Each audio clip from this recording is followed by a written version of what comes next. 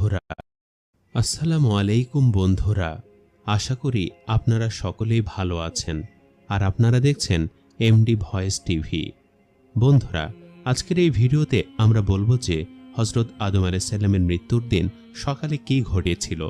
আদম আলাইহিস সালামের কাছে ফেরেশতা জিবরাইল আলাইহিস সালাম এবং মালাকুল মউত এসে কি বলেছিলেন, তার গোসল, কাফন এবং জানাজা কিভাবে হয়েছিল সে সম্পর্কে একটি বিস্ময়কর ঘটনা, যা শুনে আপনার মন ছুঁয়ে যাবে ইনশাআল্লাহ। তাই ভিডিওটি একবারে শেষ পর্যন্ত দেখবেন। হযরত আদম আলাইহিস সালাম ছিলেন আমাদের আদি পিতা। তিনি অনেক বছর বেঁচে ছিলেন।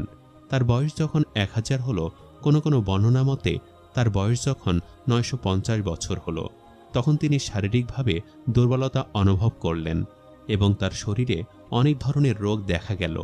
একদিন তার বেহেশতের মেওয়া ফল খাওয়ার খুব ইচ্ছা হলো, তাই তিনি তার সন্তানদের ডেকে কিছু মেওয়া